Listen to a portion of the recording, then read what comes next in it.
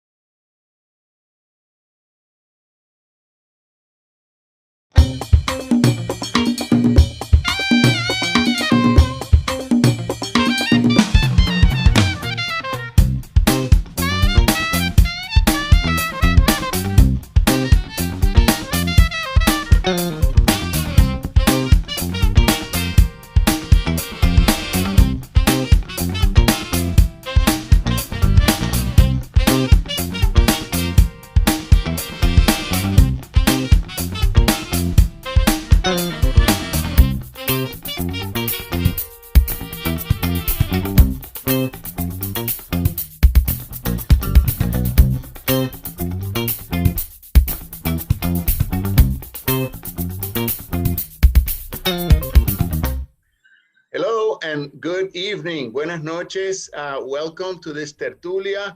Today we have a very special guest, Luis Valdejully Sastre from Ponce, Puerto Rico. Luis, how are you this evening?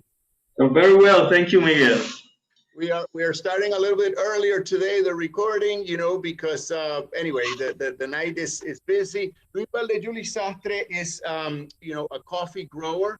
Also, he has a premier boutique for Puerto Rican coffee based in Ponce, Puerto Rico, and is also a man of many talents. For example, he's been dealing with wind energy for many years, way ahead of his time in Puerto Rico. And he also contributes, immensely to the civic fabric of his native Ponce, Puerto Rico, which has suffered quite a few hits lately, not just because of the hurricane like the rest of Puerto Rico, but because also Ponce has been suffering these tremors, like the earth is shaking in the south of Puerto Rico. Besides that, he also is involved in the arts. His wife is an artist besides being a dentist, so he's always been involved in visual arts, participating. He goes often to San Juan to join Charles Jujas and Ana Rosa in La Casa de los Contrafuertes, where he is a board member. Anyway, we have tons to talk about. So Luis, I want to start with La Perla del Sur. Let's start with Ponce because you are a big part of the fabric of the second city in the island, you know, this industrial capital of Puerto Rico. And you studied in La Academia Cristo Rey and then did some technical electrical training. How did that prepare you for all your other endeavors later on in life? It helped me immensely because it made me a hands-on the project person. I do the plumbing. We've done a lot of historic building restoration downtown Ponce, and well, we've dedicated ourselves since early 90s to restore historic properties downtown Ponce. So the training in electricity and other matters was really helpful for me to be able to work with the restoration of the historic properties downtown. I know. Also, Luis, we were talking or looking at your biography rather. I know you also went to study abroad and that you studied at Boston University and you did philosophy there. So I find that the package, someone that is, born and raised in Puerto Rico, has the schooling, then goes on to some technical work, then studies philosophy abroad, but then comes to Puerto Rico and has invested a whole lifetime in Ponce, in agriculture, wind energy, all these aspects of your, of your career. Where does this love of Ponce come from? Because so many of us, we leave Puerto Rico, some of us stay outside, some of the people that we have grown up with don't even want to hear about Puerto Rico, which is so sad often. And yet when you go to Ponce, I feel that Luis Valdejully, you know your town, you're very happy in your milieu in Ponce. Where does this incredible and love of Ponce come from, man?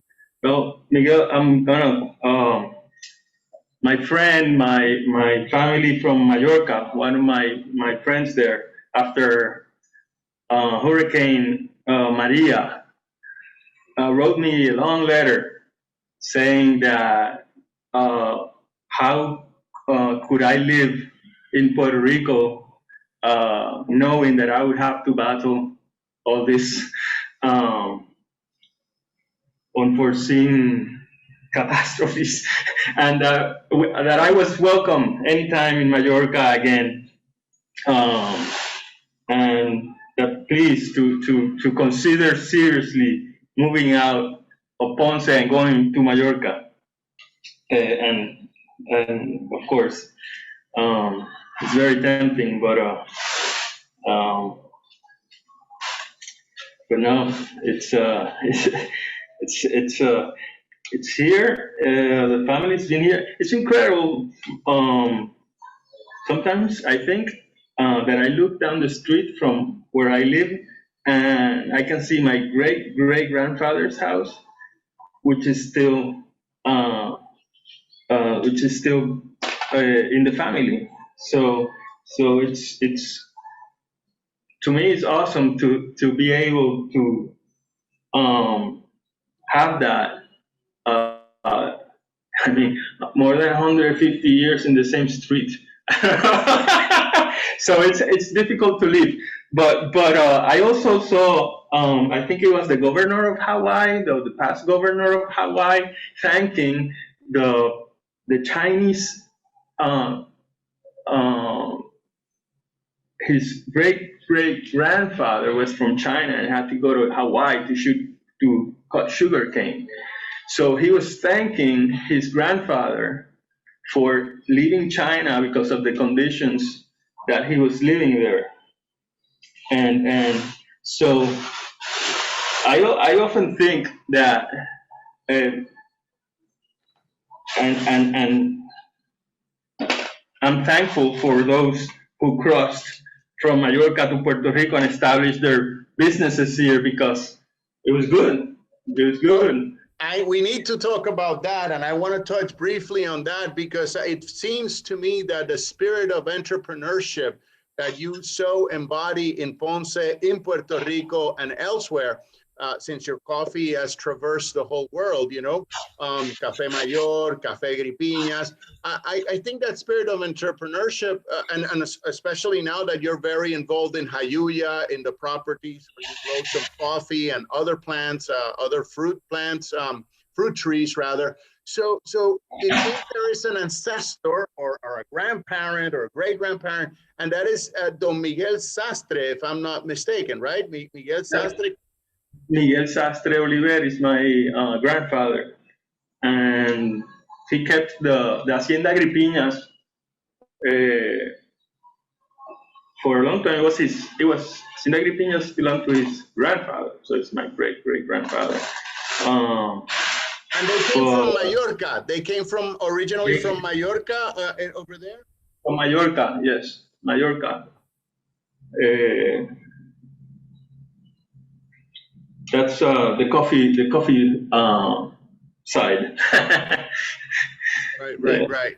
And they came. Why did your great-grandfather? He came over to become a farmer, to grow. What was the original impetus behind the migration from Mallorca to Puerto Rico? It's a commercial relationship with Spain they had since the mid 1800s. So he had a ship, so he could take his goods from Spain to Puerto Rico and from Puerto Rico to Spain and do a lot of trading. That's the origin. And why? I mean, and I think that it also speaks volumes to the remarkable importance of Ponce. Why did they settle on Ponce, and how did they come about, owning land or becoming the owners of some very important coffee growing land in Jayuya, Puerto Rico? Well, I think Ponce was at that moment it had a port that was very active with international trading, as in San Juan was more military. So Ponce was really the capital of the arts and the letters, and of more freedom, I guess. So they were establishing here commercial houses from Spain.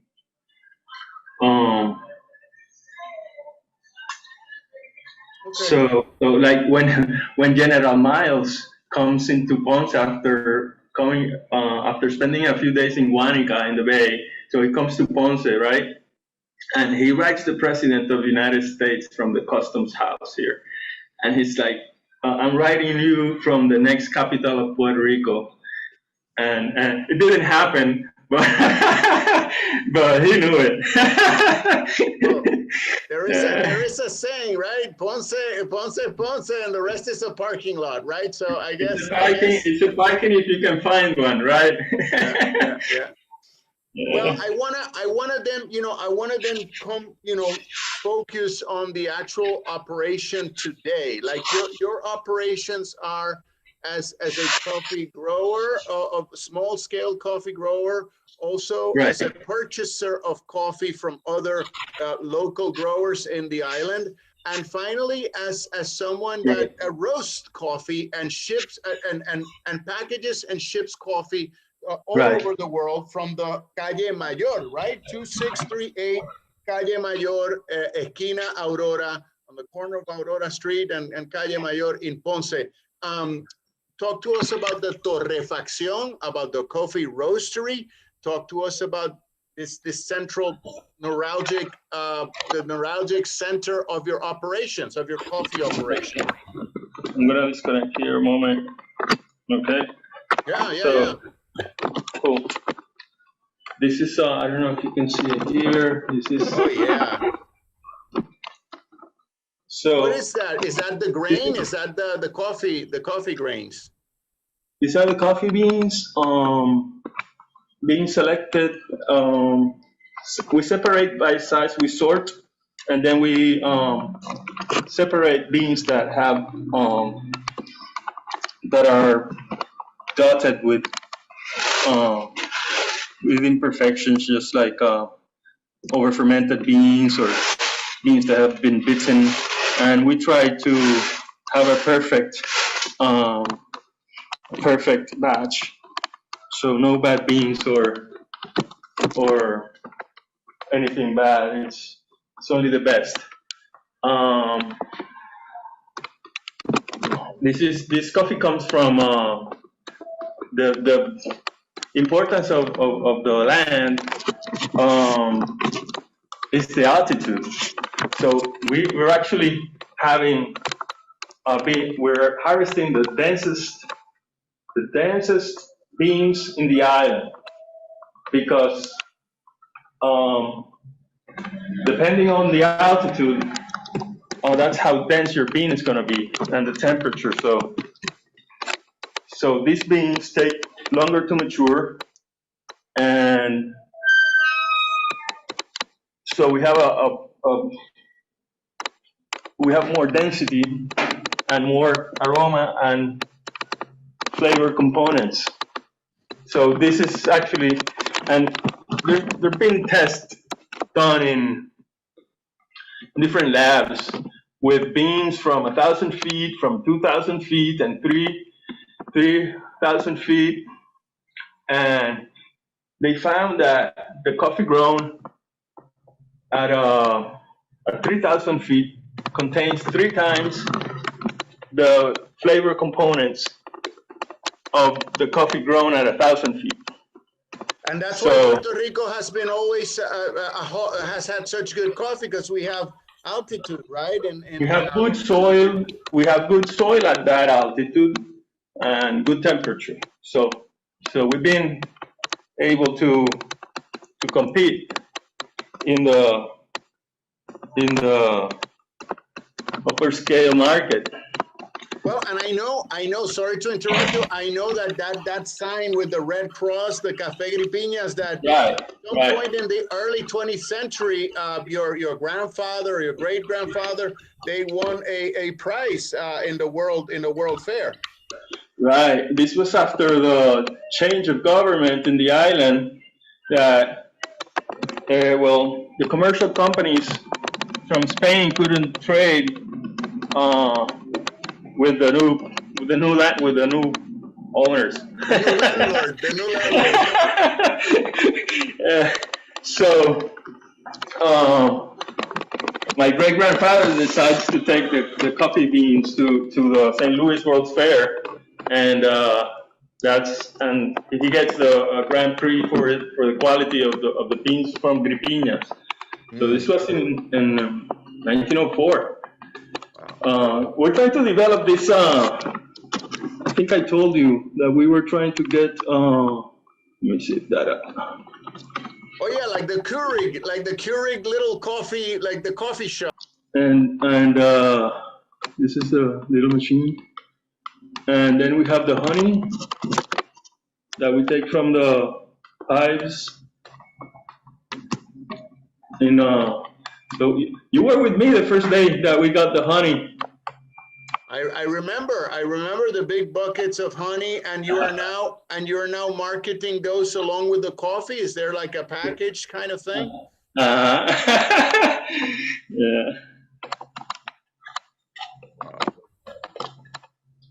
It's really good.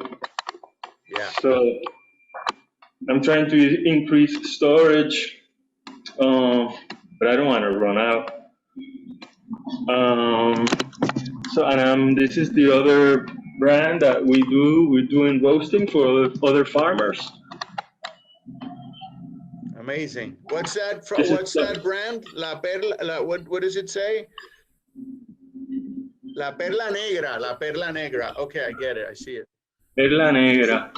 Wow. This is from Miguel Magraner's farm in Juntas, and it's called Finca Samara because Miguel's wife is from Samara in Russia. Wow. And she's a farmer, and he's a farmer also. He's a doctor, but he comes from a family of farmers, coffee farmers. Miguel Magraner, they used to have the Hacienda Alto Grande. And so we roast for them, as for other small farmers also from Villalba.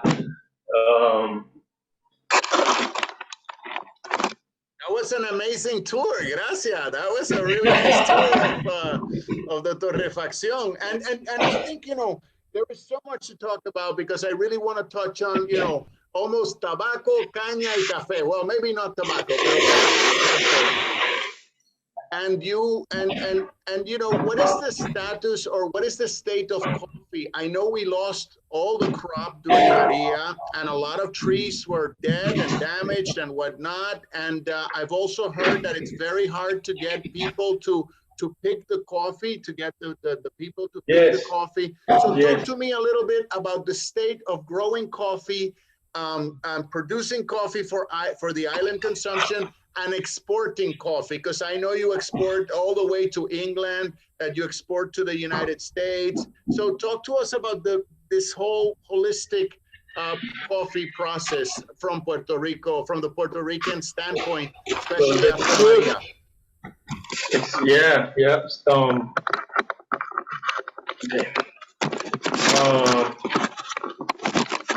Well, after Maria, the Hispanic Foundation of Lin-Manuel Miranda and his father, ¿así que se llama?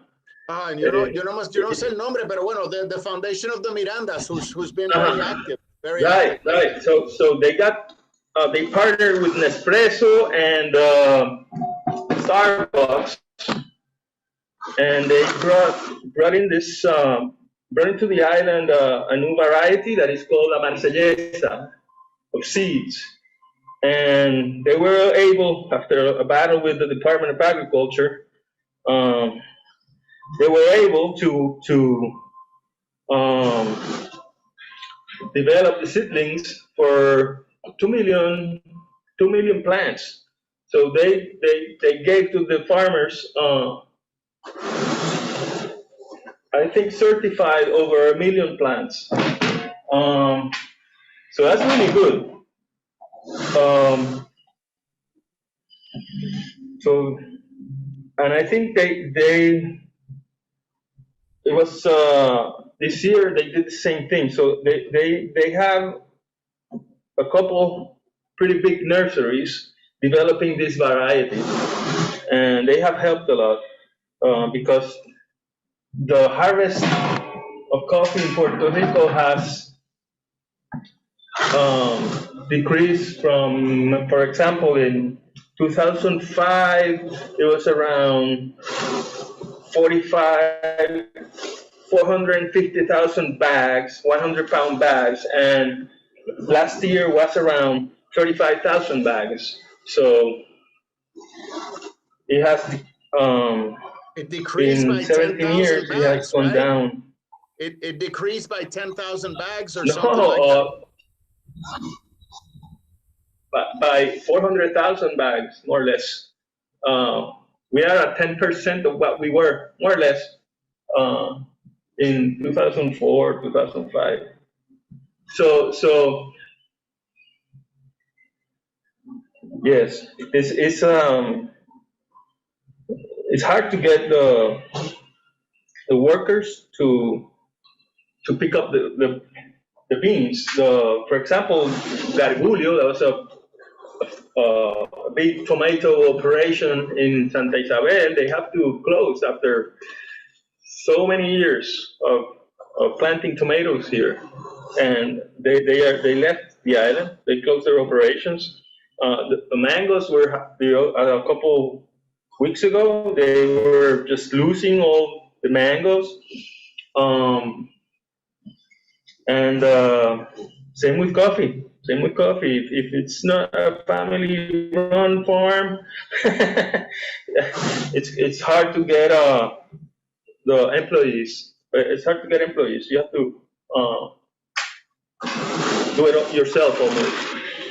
Well, and talking about family and talking about help, I want to switch to the retail end of your operation. What happens at over there, you know, in El Café Mayor, and I know you have help because I have seen how your mother, your son, you know, and especially your mother, Magda Sastre. I have seen her there working with you. I mean, who works at Café Mayor? Who assists you? Who do you work? And your daughter also. Who's there working with you most of the time? Yes, most of the time I'm with my son Olmo, and he helps me with the packaging and filling the bags, putting the labels on. And my mother helps me with the printing, marketing, and the structure. And my daughter helps me with the webpage. And she's up to date in the technological world. In the tech. Unlike his father. Wow. So it's a family enterprise. It's a family enterprise.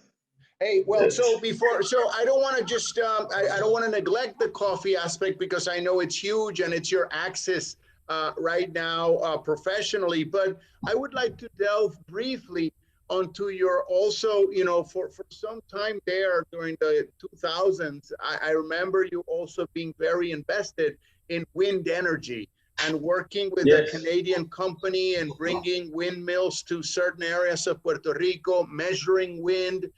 Talk to us about that and how you decided to go into the wind energy business.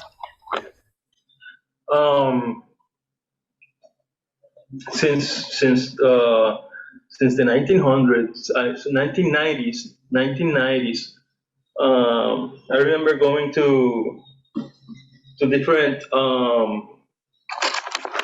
American Solar Energy Society seminars in the United States. Even with Margarita went with me. And so I was very interested in that. Margarita Vincenti. Yes. Margarita, my wife. And so I began learning through that, and with, of course, Mr. Roberto Serralles. We always were in communication about the possibilities of renewable energy. So we got more into the topic through the years, and so we ended up in Loughborough University in the Center for Renewable Energy Studies and Technologies, and we were there for wind energy courses, and so we brought up software that integrates the topography to the potency curves of the aerogenerators, so we could do a business plan for a wind farm development. So we started installing wind towers around the island. We installed more than 18 200 tall feet towers with all the instrumentation for wind analysis. And then I started doing consulting for Western Wind Energy, a Canadian company that wanted to develop some wind farms here with some of our data. We negotiated a few contracts.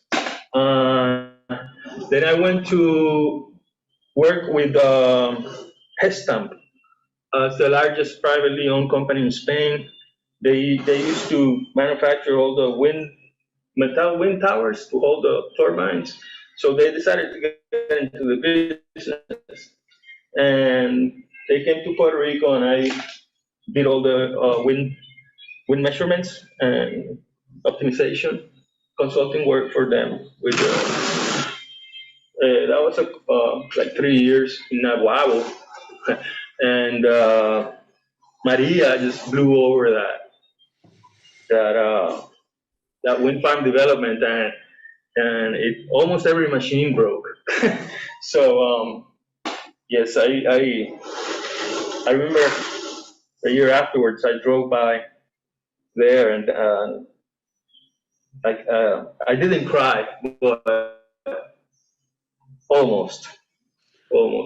And what do you think? What is the future after such an experience, Luis, where you're working with other people, developing towers, setting up towers in the island, and then you have this catastrophic event, right, that destroys the work of 2 decades, let's say, give or take.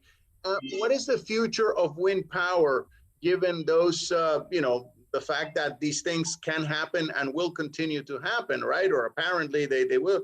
So what is the future of wind energy in Puerto Rico, the way you see it? I think maybe smaller scale developments should be considered. So you can have tilt down towers. And you can have tilt down towers at a 1 megawatt range, even more. So you can protect the equipment.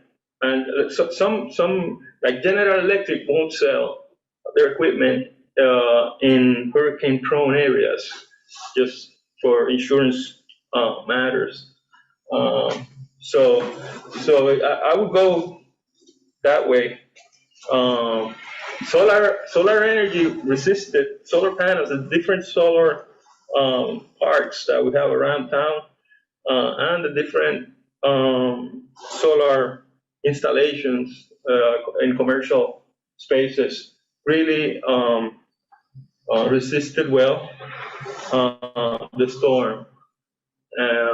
So I would go with a combination of everything, even small hydros, like Villalba is considered, it's trying to develop a small hydro system with their, they have a pretty big reservoir. So they're trying to develop a small hydro system. So it'd be a combination of everything in reality. What we can still have is the burning of coal, and thank God they decided to take the ashes out of the island, but we still have, I don't know how many tens of thousands of tons, and in Aguirre, AES. So that's out of the question, definitely. Other projects like incinerators and with cogeneration, they were considered, but it seems there were too much contaminants going into the atmosphere. Well, I wanna also touch a little bit on.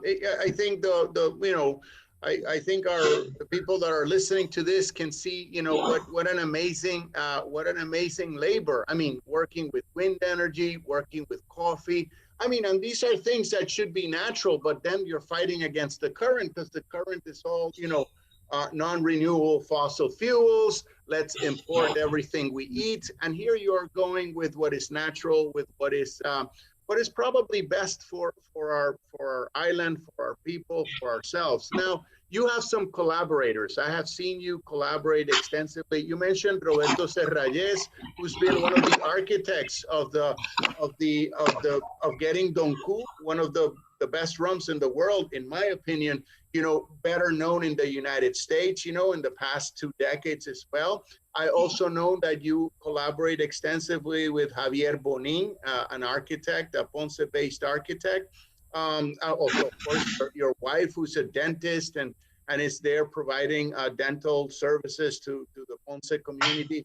Talk to me a little bit about the, I mean, Hacienda Mercedita is perhaps one of the greatest employers in Puerto Rico. You have a privileged relationship with Roberto. You have some family ties with the Serralles. Talk to us a little bit about the rum, the Don Q, Okay. Don Q and Ponce. Don Q and Ponce are here to stay. You know, right now the production is around 22 million gallons a year, and it's supposed to double in the next few years. So right now we're producing more than Bacardi in the island, and exporting. Imagine export. I think the export is around 20. I'm not sure, but it's like 20 million gallons a year right now. So for each gallon, the rum tax rebate assigns, I'm not sure if it's a quarter, 25 cents or something like that per gallon for land conservation. So so you can have a drink for conservation. So I think this is pretty important, you know, because Yes. if en 5 años we are at 33 million gallons times a quarter, that's a lot of money for conservation. So Serralles, by doing good business, Serralles is preserving Puerto Rico's land, you know, which is crucial because we're a small island. So that's very impressive. Yes. So yes, the distillery is going well, and it's been at it since 1865. So I think it's I think the largest employer is the Serralles family here. Between the distillery and the hotel, I think there are, I don't know, 400 employees or more. Oh, and before we go on, there's a fascinating detail. You had mentioned this to me earlier about, you know, the COVID epidemic, and the fact that, you know, all the sanitizers, that all of a sudden Serralles was also serving perhaps the world, or at least the United States and Puerto Rico, by giving alcohol or producing alcohol for sanitizers. What was that about? How did that come about? I'm not sure, but I heard, I know that they stopped rum production. Rum production was stopped, and all the alcohol was being produced for the hospitals, and it was given for free, and for disinfection purposes.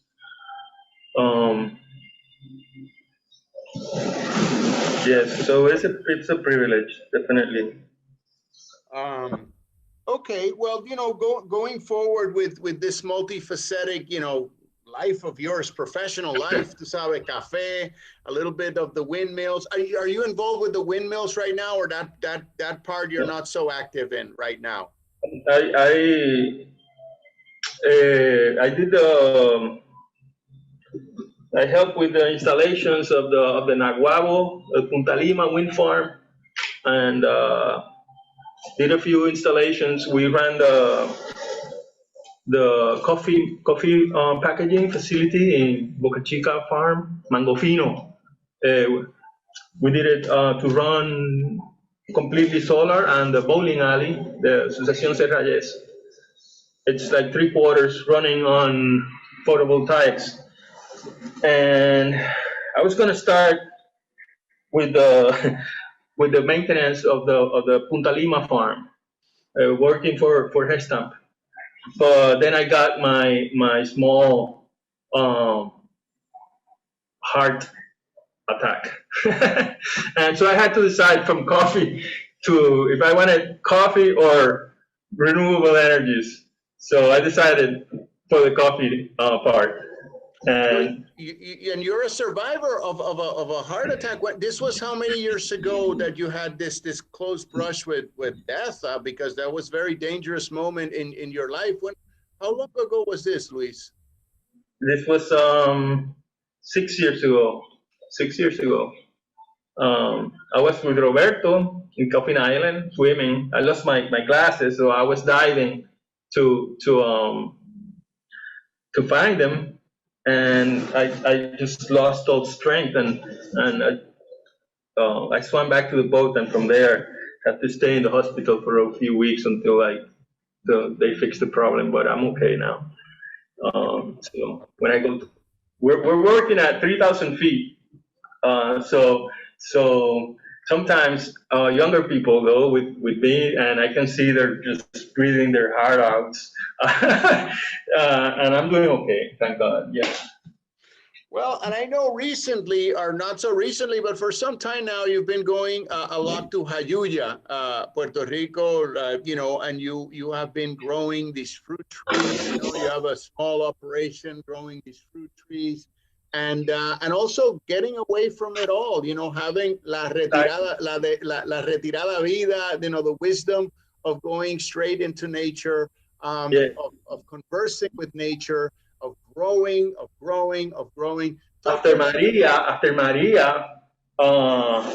there were no. I mean, almost everything was destroyed. So I started just collecting seeds and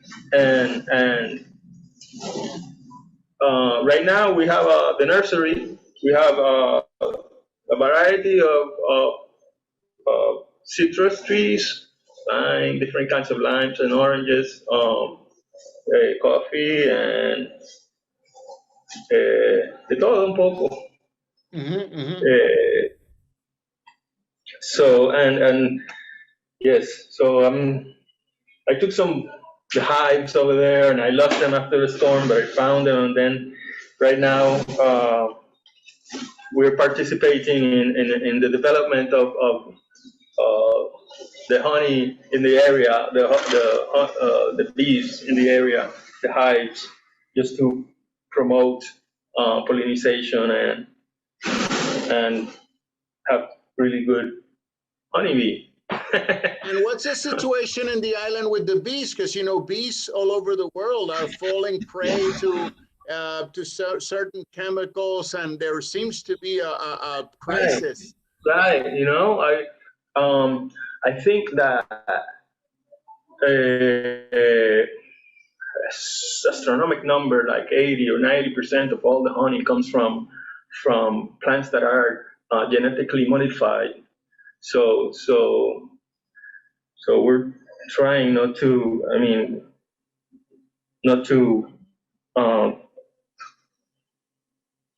have hives near those kind of plants here, because one of the main exports of the island is seeds. Like Monsanto had huge operation here, Pioneer. So they actually have a lot of genetically modified farms around. So we want to take our bees away from that. And in the mountains is more difficult to develop. So it's good honey. Yes. One thing that I don't think is would come across. I mean, someone like you who is literally very close to the land. Going back and forth, farming. Packaging, selecting coffee beans, and packaging them, roasting and packaging them. You don't get the sense of someone that travels. And yet, talking to you, I know you have traveled extensively throughout the world, and I just wanted to ask you of those travels when you have left and you have gone and explored that world out there. What have been some memorable travel experiences you and Margarita and your children? There are a few, but I'll tell you. One is some things that I'll never forget and help me get through whatever you're going through, right? It's one night I was with Margarita in Tunisia. This is after Saddam is ousted by the military there. And so I rented a car and went out to the dunes, and I find this character, sitting in a corner. And I say, "Hey, what's up?" And we try to speak, and he's like, trying to find out where we're from. So I'm like, Puerto Rico, they don't know Puerto Rico. Ricky Martin, they don't know Ricky Martin. So I say Cuba, Puerto Rico, and he's like, "Oh, Fidel and Saddam number one. Fidel and Saddam are number one." And oh my God. And then so he asked me to take him to his house, and come into the car, and he's like, "Oh," he sees the cassette player in the car, and he's like, "Oh, I want to bring some cassettes," and he brings his own cassettes, and we started listening to his music, some Bedouin music. Wow. And so he's like, "Oh, you want to go see the camels?" And I'm like, "Of course." So he's directing me through some dirt streets around at night. And he's like, "Okay, get out of the road, go up this dune." I'm like, "Oh, wow, we go. And so we're in a high dune with some really old structures, and there are like 7 camels tied to this pump, to this palmeras, So it's the full moon coming up, and we have the 2 biggest palmeras that are like palm forest in the middle of the desert, and the full moon coming just in between these 2 forests, And I'm with this munji, with the black turban and the camels. And Margarita is looking at me like, "What?" So that's one of the best memories. And of course, El Salto del Ángel is really incredible. We were following this. That's in Venezuela, ¿verdad? Por Venezuela. That's really nice. There's a pool underneath the waterfall, and so the guide starts running, and he's telling me, "Oh, we're almost there." So I see him. He starts running, and he jumps from a rock to the pool under the falls. So I follow him. And I jump into the pool also, and then Margarita comes behind me, and she jumps, and the current is so strong that she's flowing down river to a cascade, and we could grab her, but that was one of the memories, yeah. Incredible experiences, but I have to say that for all those adventures, some of which you have shared with me, I'm also very much impressed by the fact that there are all these other magnificent places in Ponce, close to you and the architect Javier Bonin are usually sort of these ambassadors when people. So for those that might visit Café Mayor in Ponce, I was talking to my neighbor the other day, and he's like, "Oh, well, we were the 4th of July. We were in Santa Cruz. There's a beach right here, 10 minutes away." And he's like, "And the biggest manatee came swimming towards us, and we were playing with the manatee for more than an hour." Wow. It's incredible. And like when you go out to Coffin Island, you get all the dolphins, wild, and turtles. Like, it's really nice. It's really nice. Then of course the mountains. I'm beginning to think that the birds there know me by now. I think there's one wow that goes out with me towards until the civilization starts, and then he goes back to his house. But yes, it's a beautiful place. It's a beautiful place. And what's the vision? What's the vision? Because again, with people like Margarita or maybe Roberto Serrayes or Javier Bonin, yourself, what's coming for Ponce? Because it's been a challenging time. Then Maria, the earthquakes, like we mentioned. We just had a change of mayor, which some people construed as a positive development, and so what's Ponce do? And Ponce is just like a gorgeous. Plus, it also has this entrepreneurial industrial base, that really puts most of Puerto Rico to shame because it's so old and it continues and it employs people and this and that. But you also get a sense of the center of town being a little bit emptier now than it used to be. And so what are you guys thinking about, you and other Ponce lovers and citizens? Well, there was all these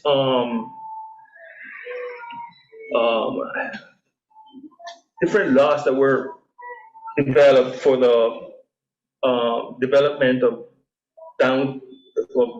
inner city spaces or downtowns, like the law 212 used made a reimbursement of permanent betterments on your property up to 90%.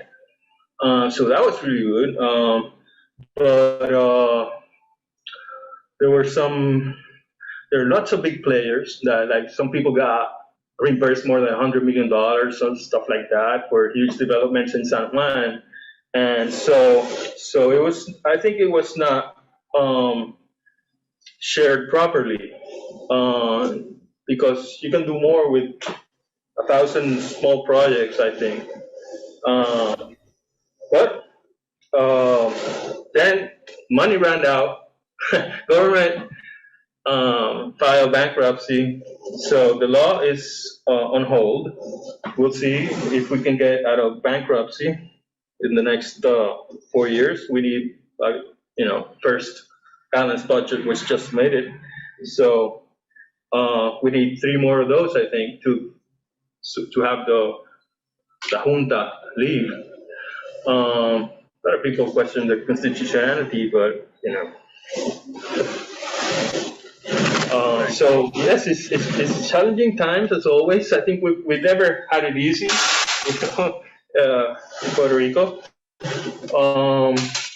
With the Luma now, and like power goes out now, and you don't really know when it's going to come back. You don't have the contacts you used to have, and power grid here is pretty feeble. So. And yet, uncertainty to any investor that wants to invest in the island. Of course, it's a lot of uncertainty. So you get more return on your investment because of the beauty of the place. Yeah. Right. But in spite of your very, very prescient and very logical assessment of the hardship and the situation and the uncertainty and the injustices, right? But I am always struck, for example, by just the example of people like you and Margarita. For example, maybe you can share with some of the people watching us, your house had cracks. I mean, after the earthquake, like the Ponce Museum now has cracks, like properties that fell down. And then the next day or a week after, you and some people and some people you look to hire are fixing up the house and just like taking care of business. How was that? When was the earthquake that cracked the house? What was it? Three Kings Day? It was the 7th of January. Right. Of last 7th of year. January. Last year. Right. Yes. Yeah. Yeah. And what happened to your house? What was the impression that you and Margarita had when boom boom? So my house was built in 1914, and so it's mostly stones and brick, and there's a little concrete, but without rib bars. So it kind of everything got cracked, but we were able to work on it and solidify the joints, and we did a lot of reinforcement inside, a lot of cement, a lot of work. But yes, I was mentioning it with Margarita. I don't know, it's been a year and a half now. I don't see the municipality taking charge of all buildings that have been declared that cannot be saved. So what's the insurance companies seem that they don't care, I guess. Of course, it's always a battle with insurance companies to have any payment made, so, or take responsibility to demolish. We have, like next block, there's like a 12-story building that is shut down. There's another 10-story building next to it that is shut down also. So a lot of the development in downtown Ponce, made from the 60s up to now, is closed. I mean, Estancias de Aragon, there's more than 75 apartments are closed. So there's a lot of work. There's a lot of work. Do you think this will be eventually demolished and create the space for an architectural revamping of some sort of construction? Well, And that would be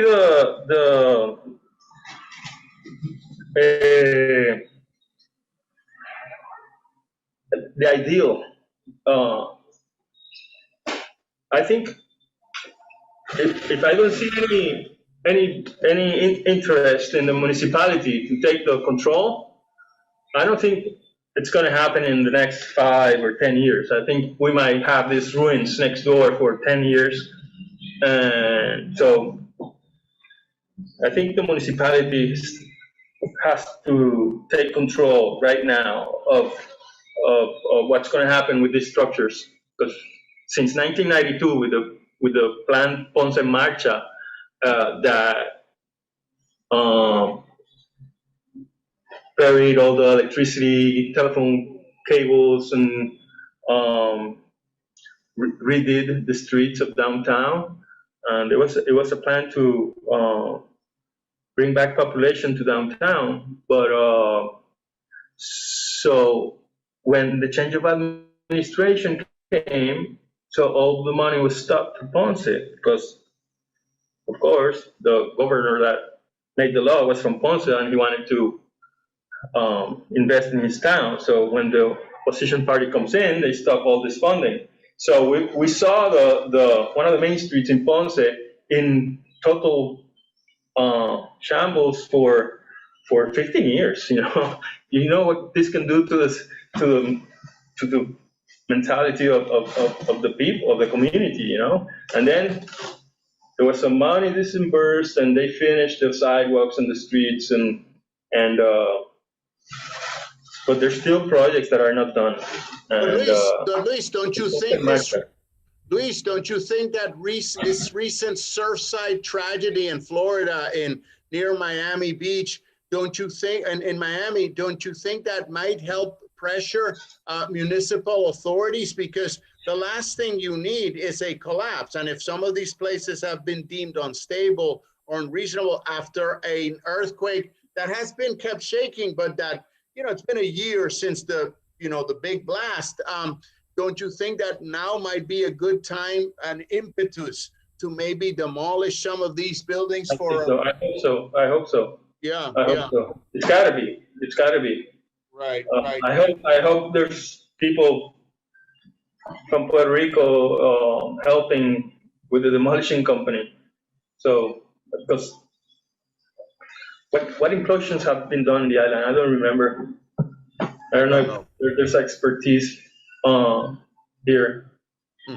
But well, and actually, while we're on that topic and the earthquake and the aftershocks and what has happened and the buildings, talk to us a little bit also about La Playa de Ponce. I have selfish reasons because I know and admire a couple of artists, most notably Diógenes Ballester and Antonio Martorell, of course, who have studios there. And not so long ago, I was able to tour the area, and I was so impressed with the birthplace of commerce in the southern part of the island, the reasons for the greatness of Ponce.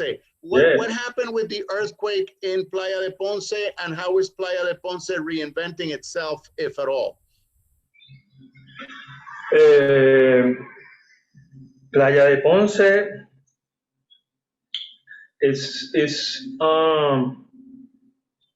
a special area next to downtown. At one point, there were a couple public transportation systems that took you from downtown to the playa. There was a steam train and then an electric train. And right now, the connection it's kind of difficult.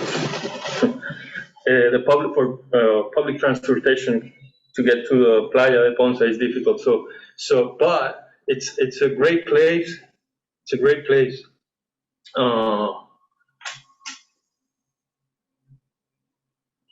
Okay. You can still feel, because of the structures there, that the vibrant past that the playa had. Right now, there's more in front of the customs house. There's the border patrol, and there's a customs house, and there's a lot of sweet spots around La Playa. Definitely, it's a great place. It's a great place, and the buildings held pretty well. I'm amazed how well they kept after the earthquake. Much better than downtown. Right. Well, I mean, like all good things, we're reaching the end of our time period. But there's a couple of things. First, I want to remind people that if they visit the island, or if they live in the island and they go to Ponce in 2638, 2638 de la Calle Mayor, Luis Valdejully has his Café Mayor, where you can buy Gripinas coffee, Café Mayor. So, Luis, what's the website where, if people would like to order online, where do they order?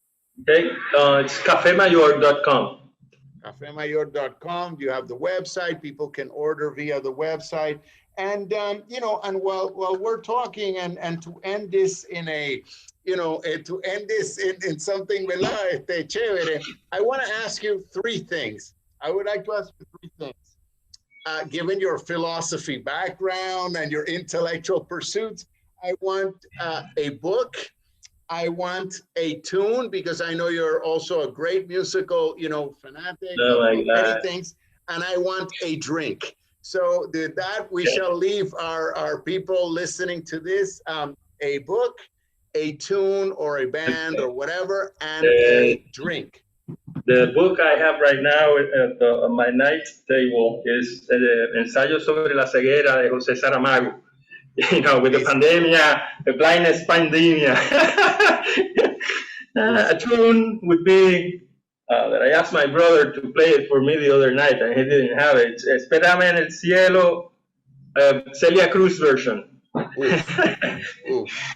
And a drink would be a single barrel, straight with a little bit of ice, and a snifter.